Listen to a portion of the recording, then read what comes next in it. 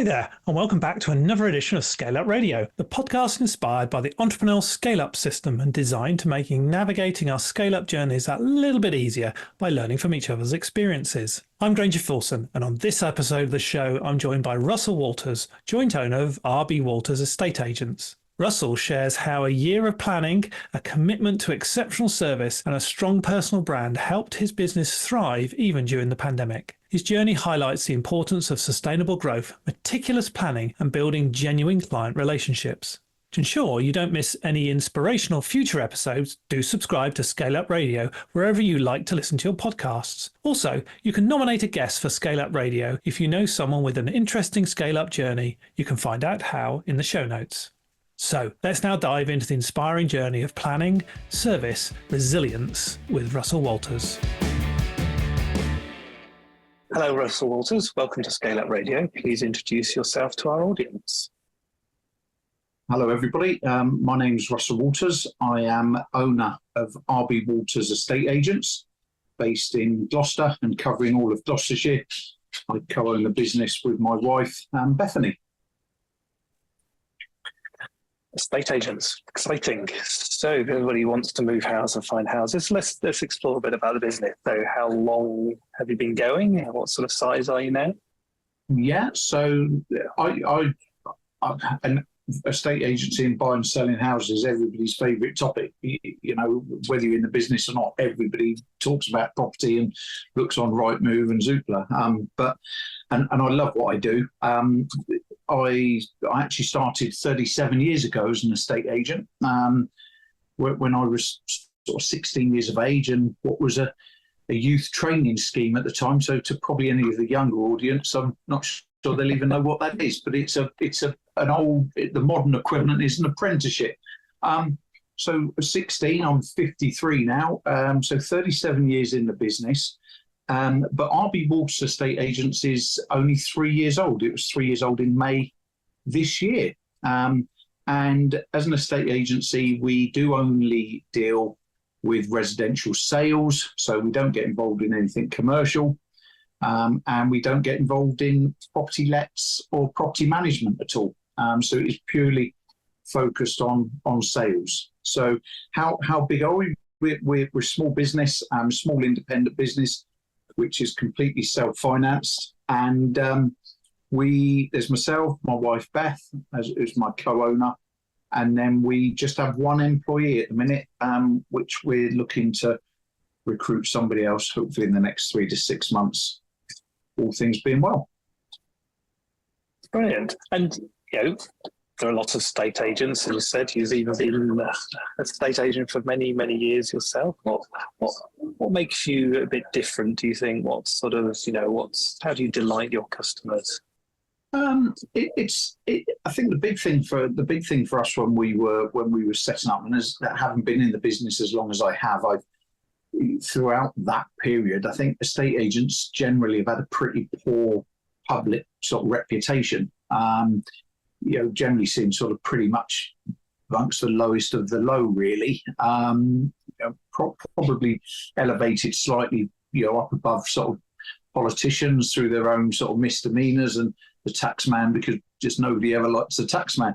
But other than that, there's not probably many professions that sort of fall below us. So, but I think when we looked to set up our business, and the plan originally was to do it in 2020, but then COVID comes. So we ended up having a year out of work to get it right. And I think for us, it was all about being personal. And that, to a certain degree, is something that a lot of people talk about.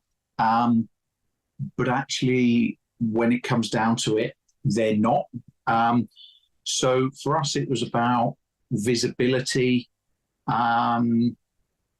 always being contactable and reachable from our clients, but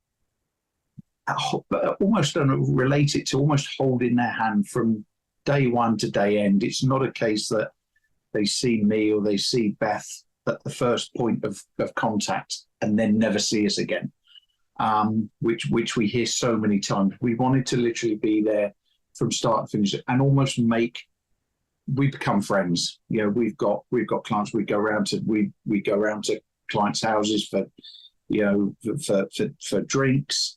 We got invited around to a pool party at Christmas with one client, and you can't get that without building up. You build up a friendship, because it's a long process from putting a house on the market to actually moving out and moving into wherever you're going to go. So we've really focused on that side of the business, and that comes across with what our clients and what buyers and sellers say about us, to be fair.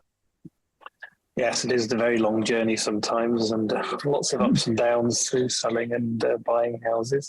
So you bring this, really friendly model by increasing the visibility. I like that word of, by contactability, holding their hand, becoming friends. So who is your sort of typical client? Who do you look for then to help them through this process of selling and buying houses? Yeah, I don't.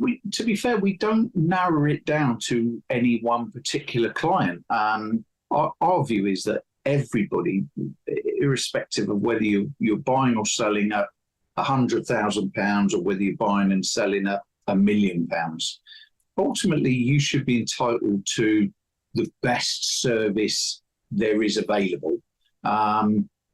Naturally, people at the higher end do pay a bigger fee for it, because ultimately you spend more time on every aspect of that property. If you're viewing £1 million house, you're going to be spending a lot longer than if you're viewing a one-bedroom flat. So that's where the sort of fee element comes. But everybody should be entitled to that, because for people who've never done it before, we want their first experience to be a pleasant one. For those who have done it on numerous occasions, and we see plenty of clients like that, their previous experiences haven't been very good, and we want to change that. And I think my LinkedIn, my LinkedIn profile is something along the lines of changing people's perceptions of estate agents one house sale at a time. Because I can't change, we can't change the world, but hopefully those people who move think, actually, you know what, that was better than it was ever before. And actually, when we move again, that's who we're going to use. And to be fair, that's the sort of, we get a lot of repeat business, and we get a lot of recommended business on the back of that. So, and there's ups and downs in any type of business. You've now been on your own for 3 years. What's the sort of market fluctuations been like for you as a small business owner, let alone the fluctuations within buying and selling houses?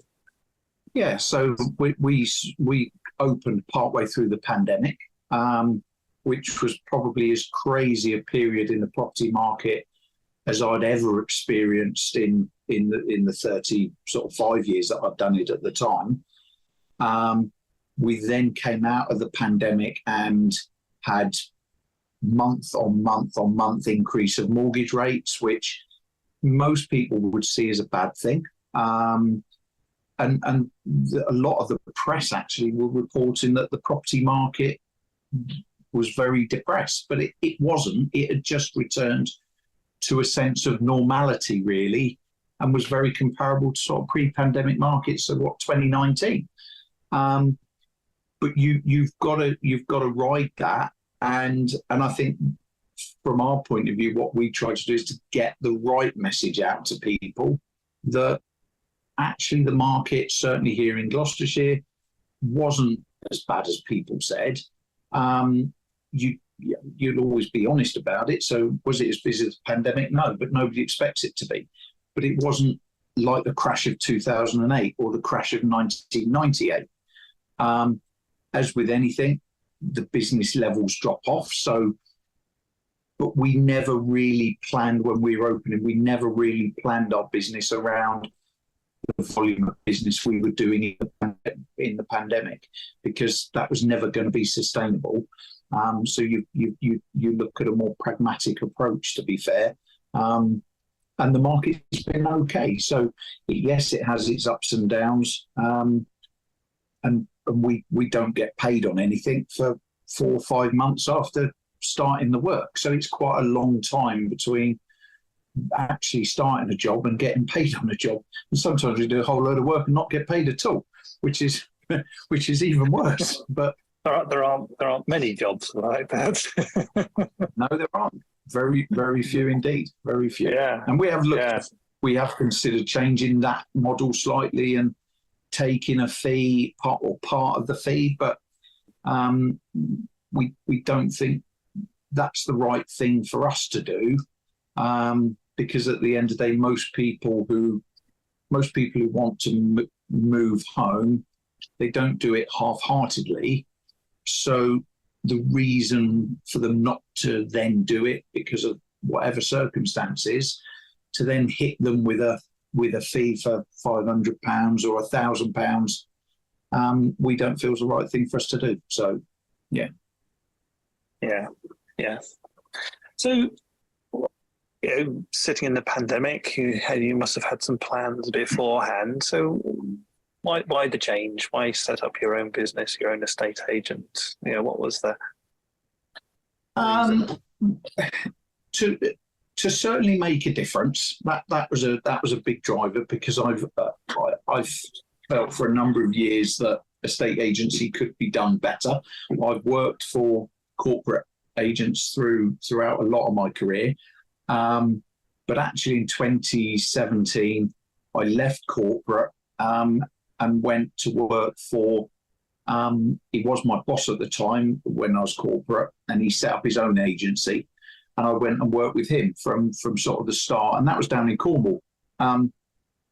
And a lot of the things that we did when we set up and started that business was about service, very much customer focused and service focused. And I think a lot of people talk about doing it, but actually delivering it and being really important, being consistent with that are two totally different things. So I actually met Beth in 2018, moved back up to Gloucester in 2019. I've got family up here, all Beth's family are up here. And I got Beth into the business when I moved up here. And, and she, like me, she fell in love with it. So the plan was to open our own, but to make a difference. So I think the year out through COVID just gave us an opportunity to really study what was happening locally, what people's gripes were of what were going to be our competitors, what the public felt they didn't do well enough. And it gave us the time to really research that. We thought, okay, so if we do that, and that, then actually people are going to love that. And it's not, I don't think it's rocket science from our point of view, but what we do the basic things very, very well, and we do them consistently well every day. So you had that time to think and reflect and do the analysis and work out what you needed to do. So, all right, off we go 3 years ago. So, what's happened over the last 3 years? What's gone right? What's gone wrong?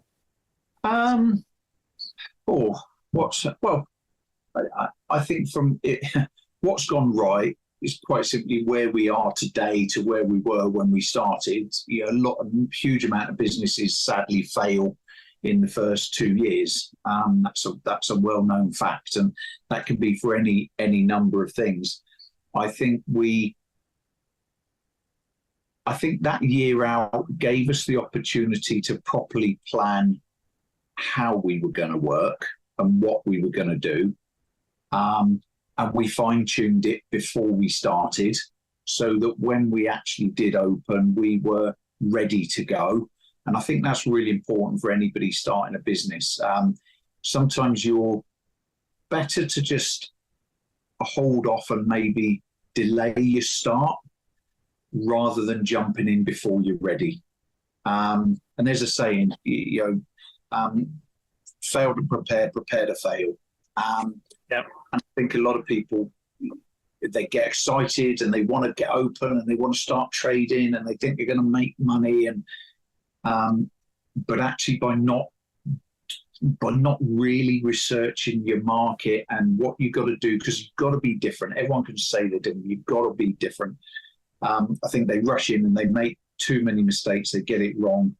And ultimately, it is hard to establish yourself. We certainly didn't get everything right. I think a few of the biggest things that if I could do it again, I would do differently. One would be I would spend a lot more time beforehand building a personal brand on social media. And that is, and I do a lot of it now. And that is putting useful information out about your area of expertise. So I'll often write property blogs about the market, what's happening generally here in Gloucester. Useful information about property. It might be about fraud protection and things you know, and it's all completely free advice. But I write these blogs and I post them to social media as me as an individual outside of the business. Yes, they go on the business page, but they get slightly rewritten for social media and Facebook and things like that. But I post them just as me, as Russell Walters, not Russell Walters at RB Walters Estate Agents. And I wish I'd have done that throughout the year before we opened, because I get a huge amount of traction off of that and a huge amount of people contact me now, but they would have been contacting me a lot sooner. And as soon as we opened, we'd have already had those people, those connections. So that's I think that's a massive thing. And the great thing with social media is completely free to use in a lot of guys as a personal and private individual. So that would be a big thing that I think we would have done differently. I think our website was another one. We actually went to a big company for a website. They do a lot of, a huge amount of websites for different companies. But actually whilst they were a big company, we weren't. We were a small company and they didn't really understand us.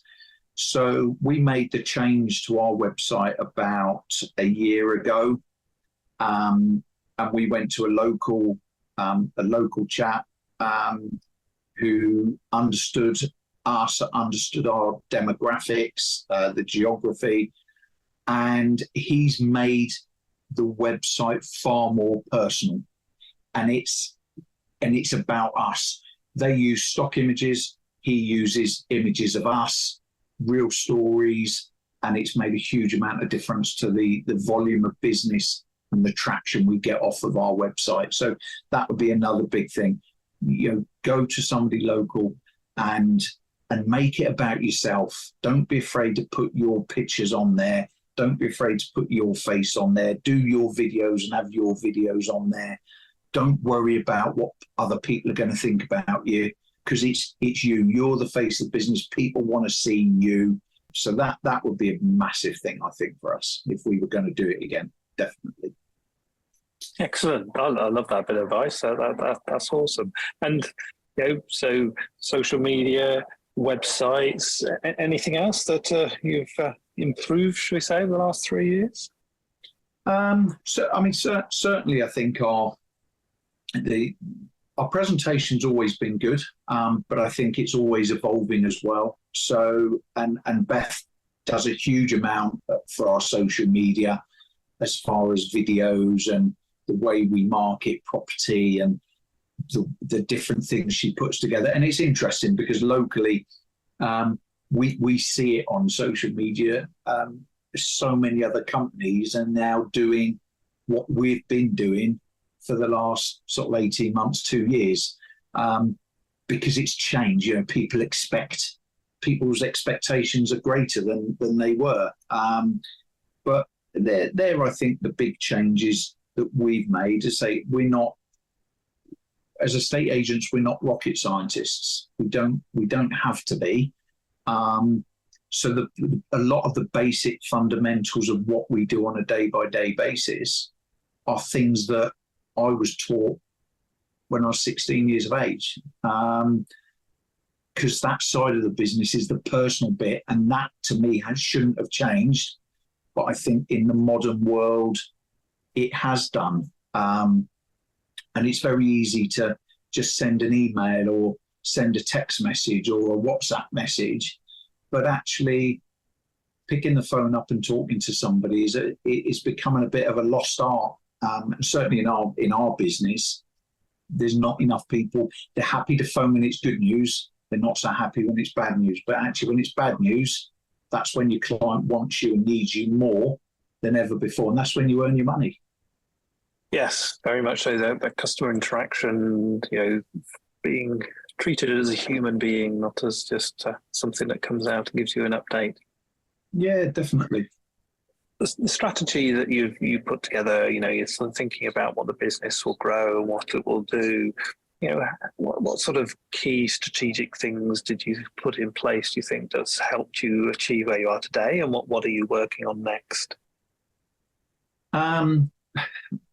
Key strategy for us. A key strategy for us was consistency, delivering on our promises every single day. I've never yet promised anybody I can sell their house for them, and I never will. We promise to look after people, and we promise to present properties in the best way we possibly can, because ultimately that gives it the best chance of selling. And so the strategy was always around that, showcasing that, showing how different it could be, and then continually doing that and evolving that. And it has evolved because we incorporated drone footage, and all sorts of things like that. Now, how we want to move that forward is the presentation side is how we do our property videos. We're looking at how we can evolve that. We want more walkthrough videos where maybe we present a lead in them. That we think is the next thing for us to really, and we've touched on it, but we've not done it as much as we want to yet. But I think that's a big thing for us. But for the real strategy as far as how we grow is to really continue to deliver the service that we do, because every person that we do it for, we're confident will recommend us to somebody else. And as long as we're continually doing that and showcasing our differences and how good we are, then the business will organically grow. Yes, we can do more, and we'll continue to put stuff to social media, but the more we put, and we've noticed this, as we put more stuff out, more people recognize the name because they've heard of us, or they've seen us about, they've seen our boards, they've seen us in town, they've seen some of the videos, go on YouTube, whatever you want to do. So the business will automatically, organically grow. The minute we stop doing that, the minute we stop delivering on what we promise, people will stop recommending us. So. Brilliant. No, I like that. This focusing on repetitive service, consistency, but then continuously developing your way of coming across and showing your clients. I like the ideas of improving the videos and then developing through that. Excellent. I really see that. So cash is king. Business money flow is really, really important. You've talked about sometimes you don't get paid for 4 months after you've started the work or whatever. So how do you manage cash? What's your tricks? Well, when we looked to set up, there were a couple of options open to us. We either completely self-funded, or we could sort of go down a supported route with any number of companies that offer you a self-employed model, but They pay all your costs and startups, and in return, you pay them a percentage of your fees up to a certain amount, and you sort of carry their brand name on anything you do.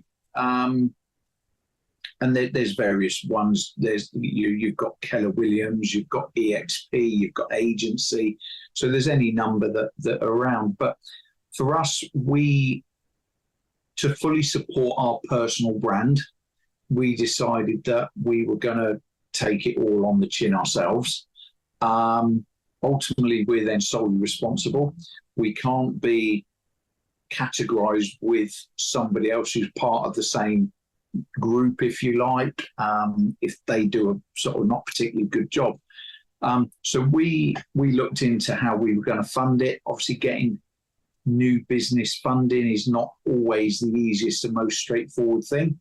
So we, so we, but we did manage to secure funding. I think in hindsight, we probably would have preferred to have secured a bit more, but we didn't want to overstretch. But I think you underestimate how much you're going to need when you first start up, and you get a huge amount sort of suddenly come in. It's very easy to spend it quite quickly, and I think that would be something I'd be very wary of. Again, starting again, because as a new business, you get inundated with people promising you and offering you a whole load of things about what they can do for your business. But actually, a lot of them just sort of drain your money, and you get very little return unless you can consistently stick with them for a year, 18 months. I'm a firm believer that the long game wins the race. And you've got to have your strategy in place, know how much you're going to spend over, your first year, 18 months, 2 years. Make sure you can do that with very minimal income coming in. And that's what we did. We budgeted for effectively 12 months not to actually earn any money at all, to have nothing coming in. But we obviously that we did, and that just made things easier. But initially the budget was okay. For 12 months, we've got to completely self-fund everything. Brilliant. Oh, that's a really, really clever start there. Thinking that through, doing a sort of cash flow projection, thinking then planning on worst case, so you wouldn't have any income from the business yourselves personally, and then whatever comes through as a bonus. Well, very, very good start. I love that. So we always talk about marketing, and marketing is key. And so what marketing strategies have worked for you to date? Then talked about some of them at the beginning. Give us some thoughts on marketing. So marketing for us, and a lot of this come out of the year we had to sort of research it. And LinkedIn's a great tool in so many ways. I get frustrated with it in others, but what I think LinkedIn does do is you can get a really good idea of what people are doing and how to do things without necessarily paying them for their services. And that's where, to be fair, the writing articles came from, because there's an excellent chap on there. He talks a huge amount of sense about the property market. And he'll quite happily write you articles, but obviously you're paying him a significant amount of money to do it. And now I am thinking, well, our first year of business, we've not got loads of properties. We've not got, the phone's not ringing off the hook every minute of the day. So actually, I've got the time to research this myself. I can research it sat at home of an evening. And actually, how long does it take to then put an article together and write it? So that was where sort of that idea come from. And I think you follow your competitors. Don't be afraid to go and like their page and follow their Facebook pages. See what they're doing. Certainly connect with people on LinkedIn who are similar industries. And if you've got the budget, then yeah, by all means, spend money and get a proper marketing company in to do things for you, because they will make a difference. But they're not cheap. They're a significant expense. And actually, a lot of what they do, you can do yourself. And if you copy and if you look and see what other companies are doing, you can do it very similar. The quality might not be quite as streamlined and fine-tuned, but you can do some very good stuff yourself. And you touched on it. You looked at our website, Granger, and you touched on it. You said, you love what's on our website. That is all self-done. Everything on the website is self-done. So you can do it without spending an absolute fortune on it, but engage with other people, see what they're doing, and make it fit you. Yeah, some really good thoughts there, and yeah, totally agree. Follow your competitors, see what they're doing, copy them, but also copy them in your own style. Yeah, yeah, absolutely.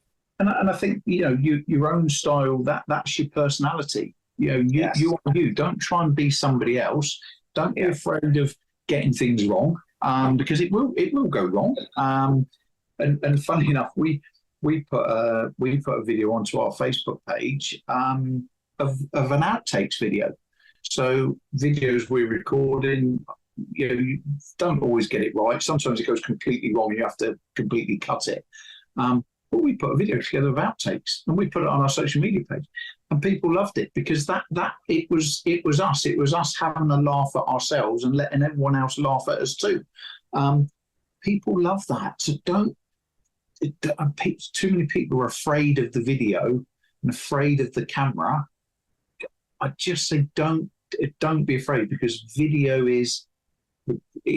gets far more interaction on Google and all of those things than a standard written post. And I think the other big thing for people to do is don't be afraid to ask for reviews.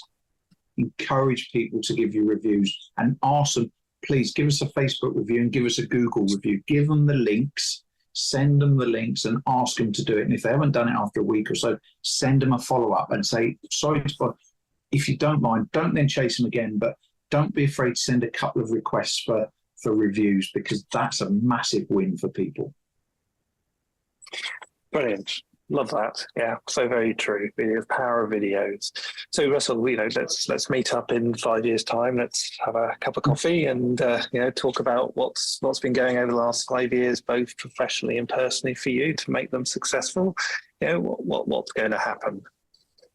I would like to think that in 5 years' time, I'm 53 now, and a big driver for us for setting up the business was that, we can maybe look forward to sort of getting to 60 and thinking, okay, we can ease back a little bit. So I think in 5 years' time, I'd love to think that we're well on the way to that, and that will mean having probably 4 or 5 more members of staff. We've got no designs to ever be the biggest estate agent in Gloucestershire. That's not what we want to be. We want to be that independent, smaller firm that people can have that personal contact and have that trust in. But yeah, it will come a point where I'd like to think, certainly I'll be thinking, I can maybe go and spend a bit more time in the sun, a bit more time relaxing, maybe a bit more time on the golf course, and doing some of the things that Beth and I want to be able to do in life, which was a big driver for setting up the business. I think if you get it right, the rewards for setting up your own business can be significant. The risks are also significant, and we have. During lockdown, we got 7 boys between us. 6 of them lived with us during lockdown. 5 of them still live with us now. 1 is in Australia. So it was a huge risk for us to set up a business, knowing we had all them mouths to feed. But whilst the risks are great, the rewards can be great if you get it right. We felt that it gave us an opportunity to give them experiences and a life that probably under just an employed model, we probably wouldn't ever be able to do. So that's a big driver, and it's still the motivation for me now. So, I see him every day, and it just motivates me to go again and be better again tomorrow. Well, Russell, thank you so much. That's a really interesting conversation around the development, growth of your business, what you've done. I love the detailed planning that you did first, which is so important, to really think about doing that. But that lovely approach that you've got, that you realize that you're going to develop and take it forward. Things didn't work out, the website didn't work out where you wanted to do, but you changed, you pivoted, you made that happen for doing things. Social media, maybe you should have started a year ago, but you didn't say, well, I'm not going to do it now. You've actually built that, and now people are coming through based on what you've done. That realization of it's as long, slow game as slow incremental increases and development of your plans and what you're doing. That consistency of purpose and consistency of delivery is so important, and that's what brings those clients back, or those recommendations of those continuous clients to come through. And I love that you even went about getting funding beforehand and getting that some money in place so the business can actually take off and do. And I just love that. And I can see that over the next 5 years, you're going to achieve what you set out to do and growing that. And we've had a good conversation about thinking about marketing and what you're going to do. And that's going to be one of the fundamental principles you recognize to help build that growth that we want to achieve. So thank you so much. That's great takeaways and some really interesting points in here. If I can finish off then with our quick fire round. So off we go. If you went back to your younger self, what advice would you give yourself?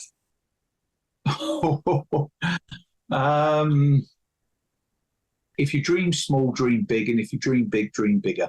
Somebody told me that a few years ago, and I wish when I was 16, I'd dreamed bigger.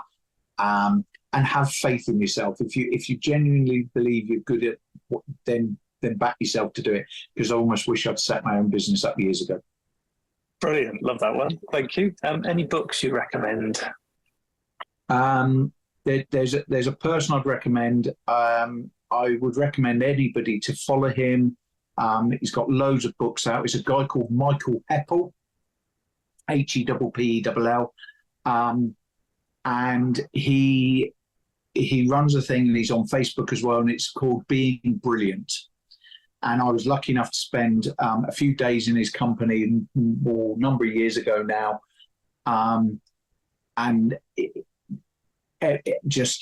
it's absolutely fantastic, and it is all about being brilliant, and brilliant for yourself, brilliant for your customers.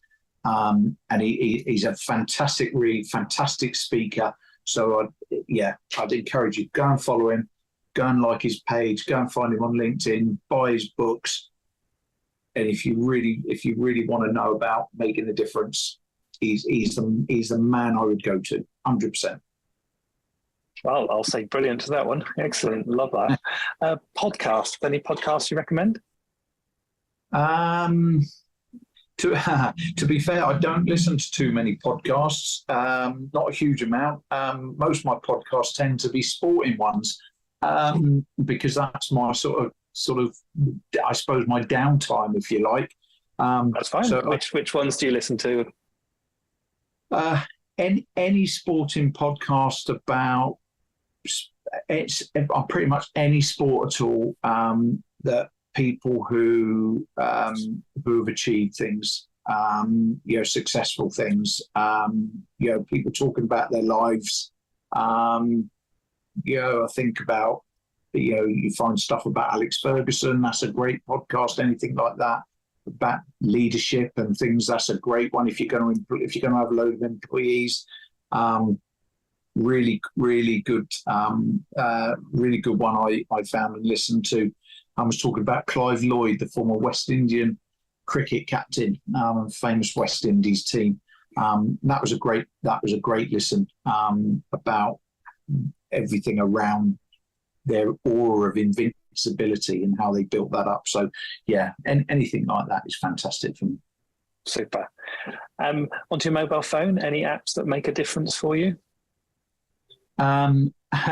Zoom's made a big difference. Zoom's made a really big difference because we talk about being personal, and you used to, again, when I first started, if you wanted to contact somebody, you had to write a letter, which would take about 7 days to get there, where you pick the phone up and talk to somebody, and it was a crackly old line that you used to dial the numbers, and it was engaged. You was like, oh, dial it again.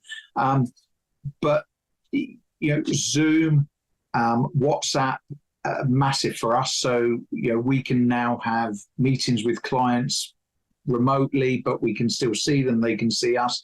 WhatsApp is massive for us because we create groups for each of our sellers and each of our buyers, so they get immediate communication in there.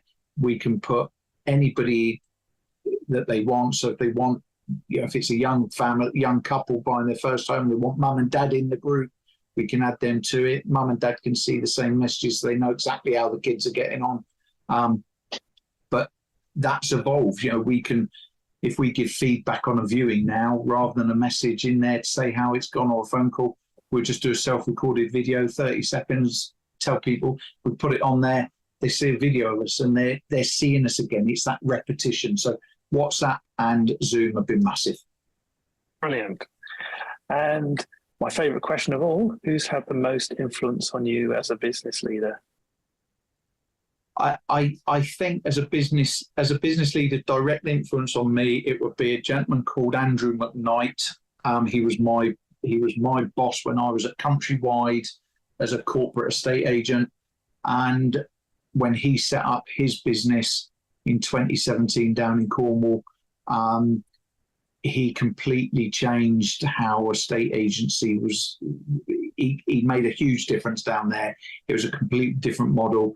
Pre-pandemic, no office or no high street office, and a lot of what he did and we created at Map Estate Agents in Cornwall are things that we've adapted now. So I think that's huge. And as a person, he was always approachable and supportive of staff. And I think although we only employ one person, I think she would agree that we are, hugely supportive of her, and she can come to us and approach us, whenever she needs. And you've got to have that. So yeah, I learned a lot from him. Brilliant. And finally, Russell, how can people get a hold of you? So people can get hold of me any number of ways. They can email me, which is russell@rbwalters.co.uk, and Russell is RUSSELL. So russell@rbwalters.co.uk. You can follow me on Facebook. You can follow me on LinkedIn. Just search my name. My mobile number is always best if you want to get hold of me directly. So 07540129924. But they're probably the best methods of communication. Awesome. Russell, thank you so much for a fantastic conversation today.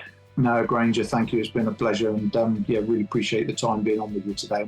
Hopefully it helps people.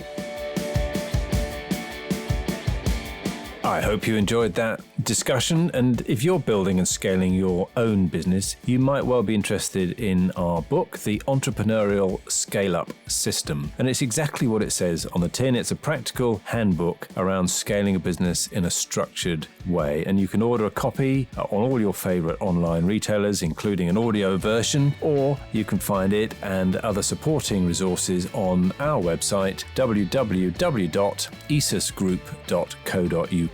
That's esusgroup.co.uk, which is esusgroup.co.uk.